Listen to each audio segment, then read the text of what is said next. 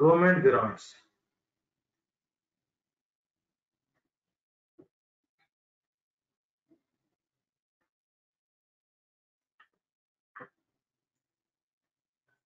Government grants दो तरीके से आपको नजर आएंगी।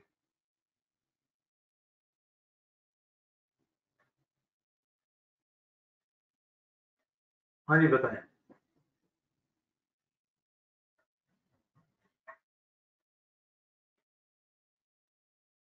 हुकूमत, पहले देखें गवर्नमेंट ग्रांट एक्ट। अगर आप कुछ नेक काम कर रहे हैं, आपको नेक काम कर रहे हैं, मिसाल के तौर पे आप एक हॉस्पिटल चला रहे हैं, हुकूमत आपको डिफरेंट तरीके से ग्रांट देती है और जिसके अगेंस्ट वो कुछ भी डिमांड नहीं करती। वो कहते हैं ठीक है आप सर्व कर रहे हैं, हमारी तरफ से ग्रांट करते हैं। हुकूमत की तरफ से आपको आपके अच्छे काम के बदले में ग्रांट मिलती है ताकि आप वो काम करते रहें। क्या क्या मिल सकता है उसमें? पहले तो पैसे मिल सकते हैं, एसेट्स भी मिल सकते हैं, एक लोन भी मिल सकता है जिसपे लो रेट होता है। इसके अलावा वो आपकी हेल्प कर सकते हैं, आपको असिस्टेंस दे सकते हैं, आपको इंफ्रास्ट्रक्चर बना के दे सकते हैं, आपके लिए पॉलिसी इजी कर सकते हैं। सर नमाज ब्रेक देंगे विद पार्डन। बच्चा अब ये 20 मिनट के बाद फिर फ्री कर देंगे। इसका मतलब है वो आपको कुछ सजेशन भी दे सकते हैं। दो तरह की ग्रांट आ रही है,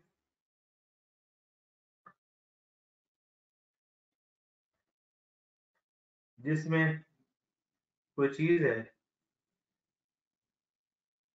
मतलब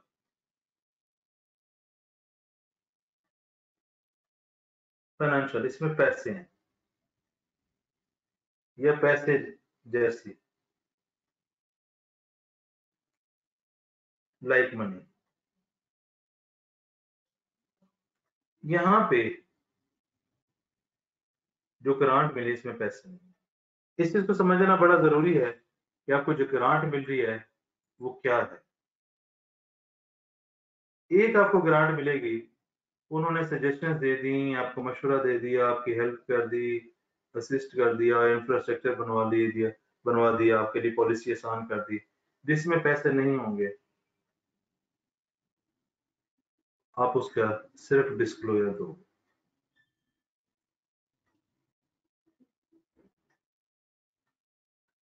जिसके पैसे नहीं होंगे उसका आप क्या दोगे? सिर्फ डिस्क्लोजर दोगे। ये जिसमें पैसे इन्वॉल्व हैं,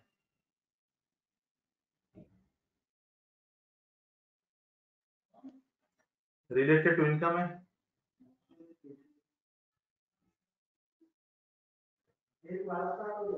रिलेटेड टू एसेट है। इसका मतलब जिसमें पैसे इन्वॉल्व नहीं है उसकी अकाउंटिंग ट्रीटमेंट क्या है? सिर्फ और सिर्फ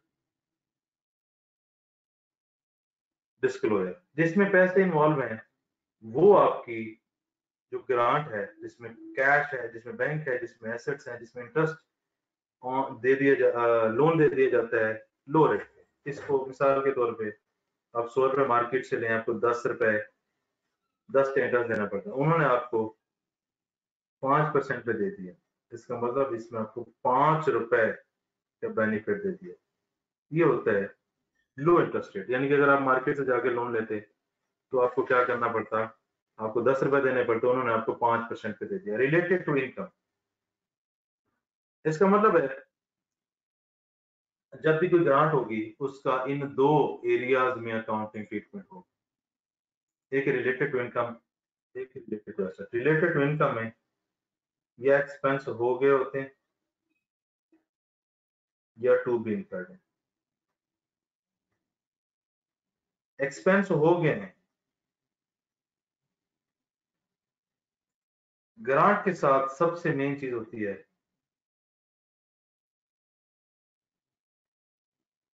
condition.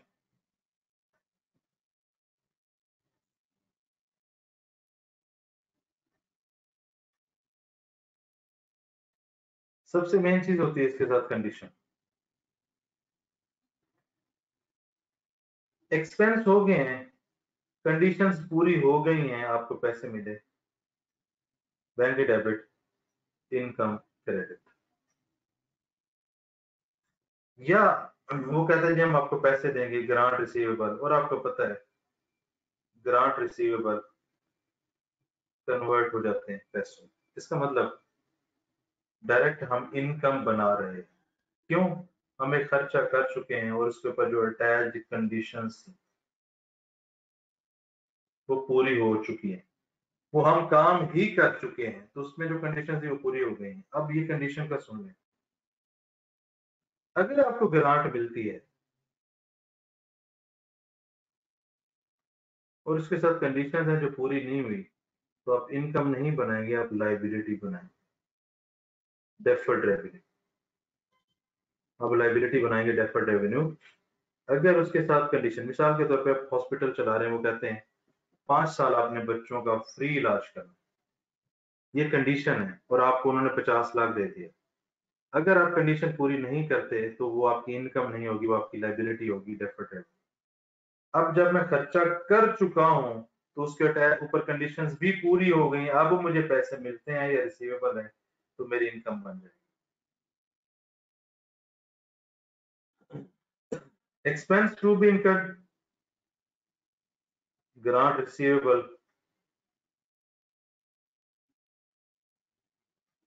Bank debit, grant receivable. यहाँ पे आप बैंक भी कर सकते हैं। अगर आप गौर करें तो ये दोनों एंट्री सेम।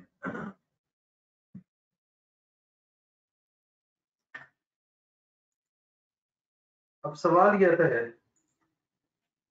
कि ये जो इनकम बनाई है इस केस में, और यहाँ पे जो इनकम बनाई है इस केस में, या तो ये इनकम बनेगी या ये लाइबिलिटी बनेगी। इनकम बनेगी, यहाँ पे चूंकि एक्सपेंस हो गए तो हम अज्यूम कर सकते हैं कि भाई मैं काम कंप्लीट कर चुका हूँ, तो उस पे जो अटैच कंडीशन है वो पूरी है, और इन्होंने आगे मुझे पैसे दिए, तो ये मेरी सारी इनकम है। यहाँ पे अगर कंडीशन पूरी नहीं है तो डेफर्ड रेवेन्यू, अगर कंडीशन पूरी है तो इनकम। डेफर्ड रेवेन्यू मीन क्या है जी? ये मेरा हो जाएगा लाइबिलिटी। अब हम बात करते हैं डेफर्ड रेवेन्यू। इसी सिनेरियो को आगे लेकर चलते हैं। मुझे पैसे मिल गए 10,000, कंडीशन पूरी नहीं हुई, 10,000 डेफर्ड रेवेन्यू बना रहा हूं। 5 साल, 5 साल मैंने ये सर्विस देनी है, तो मैं डेफर्ड रेवेन्यू को 5 साल पे डिवाइड करूंगा। हर साल 10,000 डिवाइडेड बाई 5 इंटू 2,000। हर साल मैं 2,000 डेफर्ड रेवेन्यू में से निकाल के इनकम बनाता रहूं। ये है डेफर्ड रेवेन्यू का ट्रीटमेंट। यानी कि आप ग्रांट ले लेते हैं और आप उसको डेफर्ड रेवेन्यू में कन्वर्ट कर देते हैं। रिमेनिंग लाइफ पे उसको, या उस टाइम पे जितना आपने सर्व करना है, डिवाइड करते रहते हैं, उससे इनकम का पार्ट बनाते रहते हैं।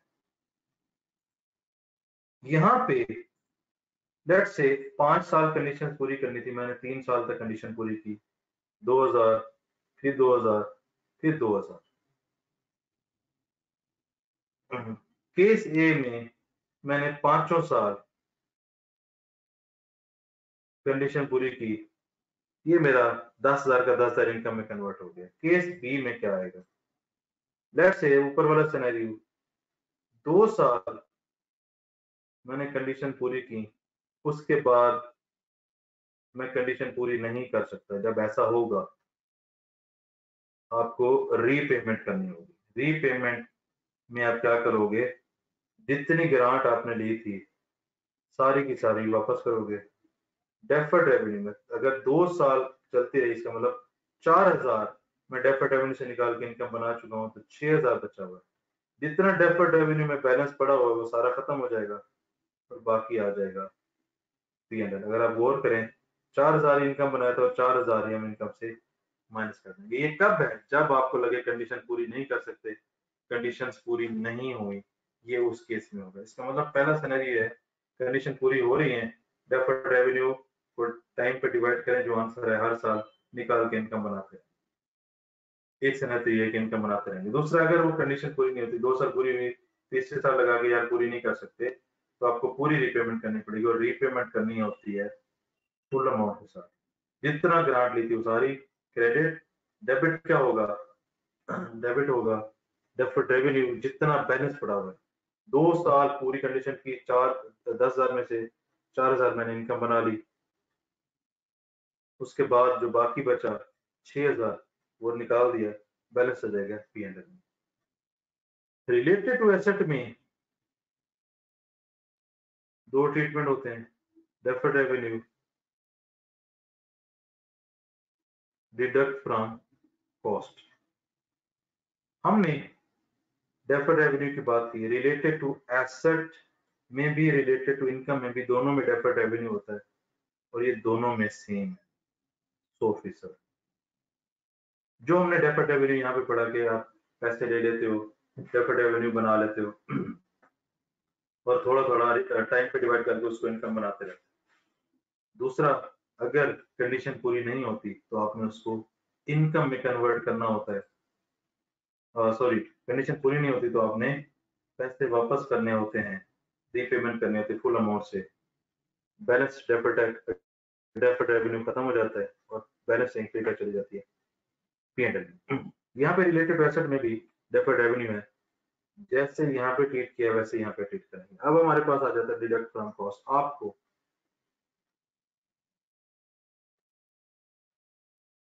आपको आपकी एसेट की कॉस्ट है, डेट से 10,000, ग्रांट मिल गई आपको 2,000। डिडक्टेड फ्रॉम कॉस्ट का मतलब है आप ग्रांट लेंगे, एसेट की कॉस्ट में से उसको माइनस कर देंगे। इसका मतलब अब एसेट आपके पास अपडेटेड आ गया 8 साल। लेट्स से आपकी यूजफुल लाइफ है 4 इयर्स। ये आप एक एक पे खड़े हैं, 31/12, 1/1/11 कर लेते हैं, 31/12/11 पे डेप्रिसिएशन होगी 2,000, अकोमोडेटेड डेप्रिसिएशन 2,000, 31/12/11 पे फिर डेप्रिसिएशन 2,000, अकोमोडेटेड डेप्रिसिएशन 2,000, 31/12/13 पे फिर डेप्रिसिएशन 2,000, अकोमोडेटेड डेप्रिसिएशन 2,000।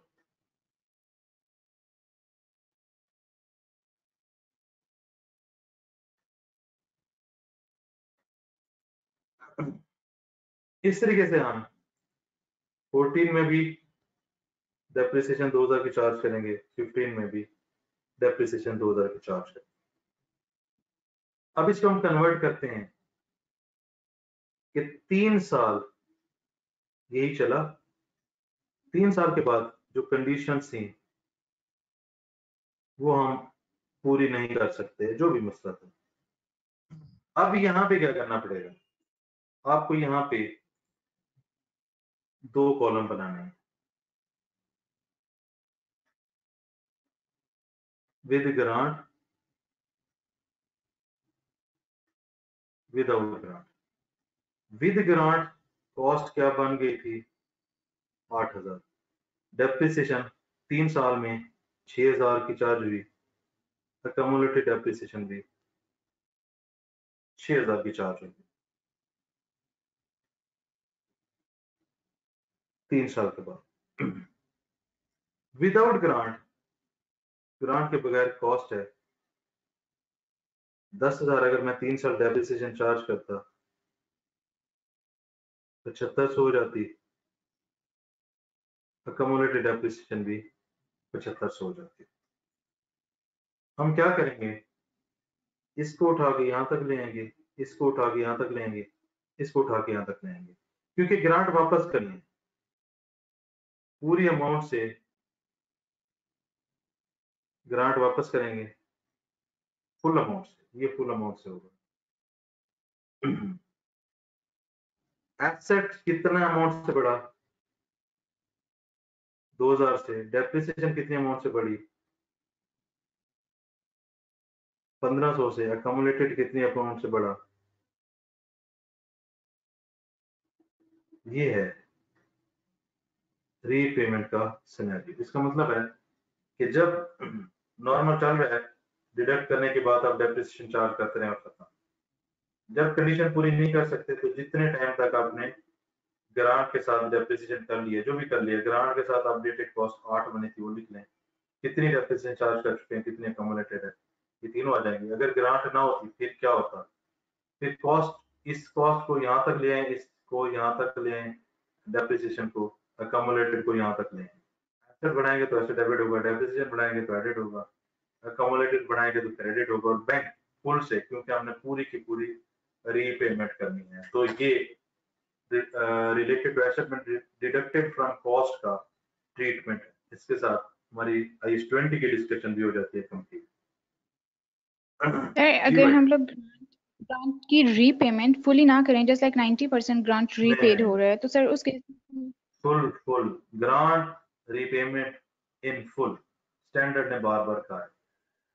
इस पे तो सर पास क्वेश्चन में वो कहता है, क्या कहते हैं सर जैसे कि वो कह रहा है कि आफ्टर 3 इयर्स सर, मतलब कंप्लीट इयर्स ना होने के पहले अगर ग्रांट की रीपेमेंट हो रही है, 90% ऑफ ग्रांट रीपेड हो रही है, तो सर फिर अगले साल के लिए डेफर्ड ग्रांट जो होगी और इंक्रीमेंटल डेप्रिसिएशन वो कैसे हम निकालेंगे? नहीं, आप पेमेंट 90% कर रहे हो ना, आपने तो पूरी करनी। देखो आपके पास आज 90% है ना, बात समझोगे नहीं?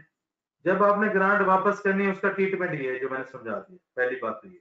अब एसेट आपके पास कितने पे आ गया बताओ? 10,000 रुपये वापस आ गए। आपका जो 90% में बाकी है वो पेबल है, वो आपने देना है हुकूमत को।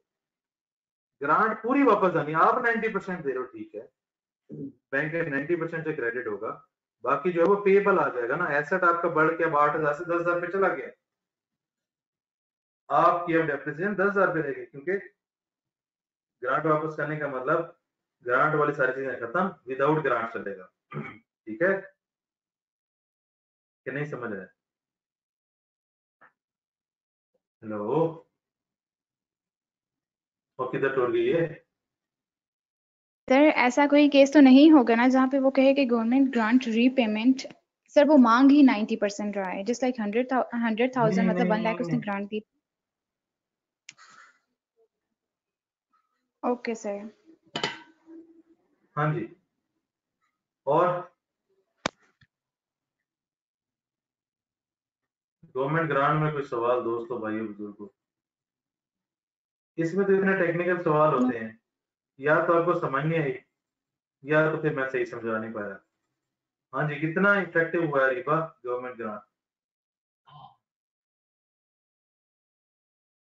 सर हो गया है, पहले भी किया हुआ था, दोबारा अच्छी तरह हो गया। कोई चीज ऐसी तो नहीं जो हमने डिस्कस ना की? नहीं सर ठीक है, कर लिए। जी, और कोई किसी का कोई सवाल?